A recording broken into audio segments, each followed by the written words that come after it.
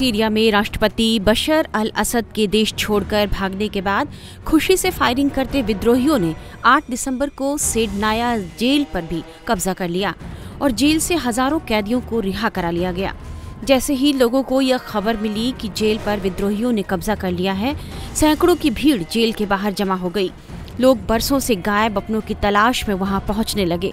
कुछ कैदियों को दीवारें तोड़कर निकाला गया।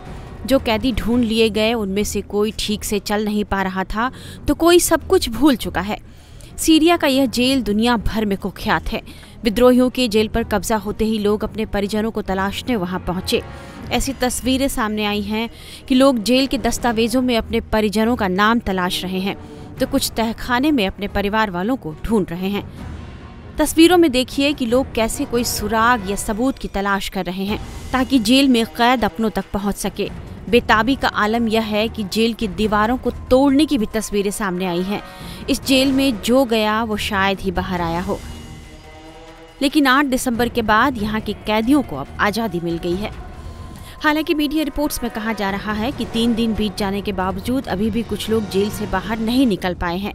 इसकी वजह यह है कि जेल में एक तहखाना बताया जा रहा है और वहां तक पहुंचने में लोगों को बहुत दिक्कतें आ रही हैं। कोठरियों तक पहुंचने में लोगों को मुश्किलें हो रही हैं। मानवाधिकार संगठनों के अनुसार सेडनाया जेल में हजारों कैदियों की मौत हुई है। कैदियों को अक्सर फांसी दी जाती थी या फिर वे लंबी बीमारी के कारण मर जाते थे। इस मां को देखिए, इनके बेटे की इस जेल में मौत हो चुकी है। असद के खिलाफ विरोध प्रदर्शनों के शुरुआती दिनों में उनके 2 बेटों को हिरासत में लिया गया था। आखिरी बार जब वे अपने बेटों से मिलने आई तो उन्हें भी हिरासत में लिया गया। जेल के बारे में वे किस तरह की खौफनाक जानकारी दे रही हैं, यह उनसे ही सुनिए। जेल में हिरासत में लिया जाता है, मार दिया जाता है और गायब कर दिया जाता है और भगवान जानता है कि वे वापस आएंगे या नहीं। यहाँ किसी भी घर में चले जाइए, ऐसी महिला ढूंढना असंभव है जिसने अपने भाई, बच्चे, पति को न खोया हो। सीरिया में ऐसी कोई महिला नहीं है जिसने किसी को न खोया हो। अब हम आपको इस महिला को सुनाते हैं जो जेल में अपने भाई को ढूंढने आई थी। सब कहाँ हैं? सबके बच्चे कहाँ हैं? वो कहाँ हैं? हमारे बच्चे कहाँ हैं? मेरा दिल मेरे भाई के लिए तड़प रहा है। 13 साल से मैं उसे ढूंढ रही हूँ। वो कहाँ है? जब वो उसे ले गए थे तो वो 30 साल का था।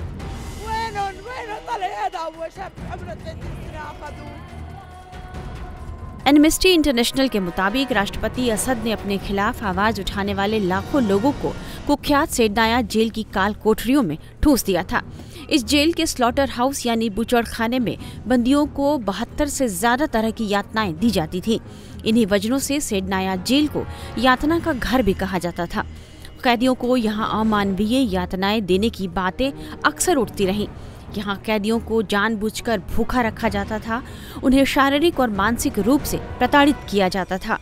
कैदियों को लंबे समय तक एकांत कारावास में रखने की यहाँ व्यवस्था थी और उन्हें किसी से बात करने की इजाजत नहीं थी। बीमार कैदियों का इलाज तक नहीं होता था। जेल से मुक्त कराए गए इस पूर्व कैदी से जानिए कि जेल में लोगों को किस तरह की यातनाएं दी जाती थी। यहाँ आपका जीवन सिर्फ एक नियम तोड़ने तक है।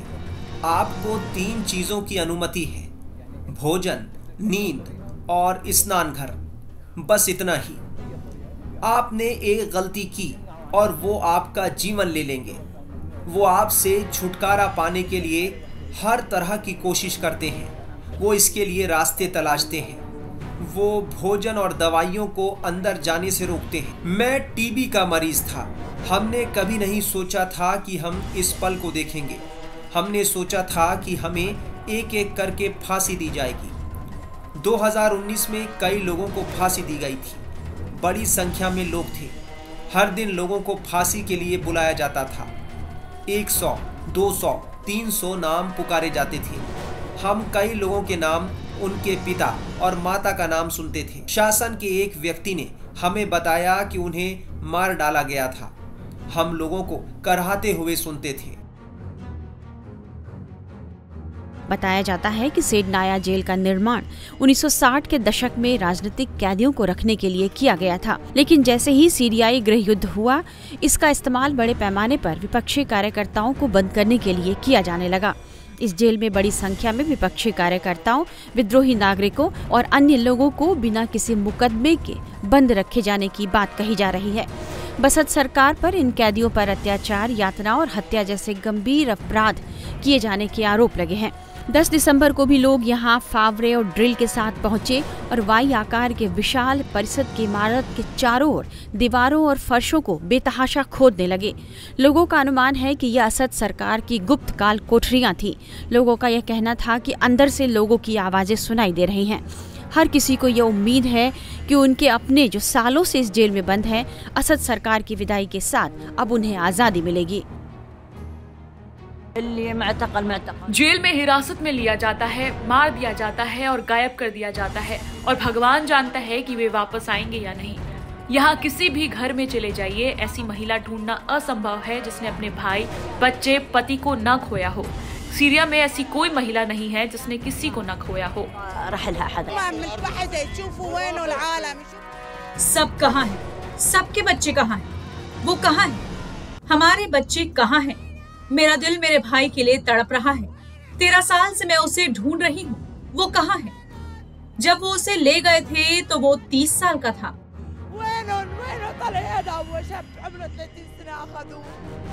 यहाँ आपका जीवन सिर्फ एक नियम तोड़ने तक है।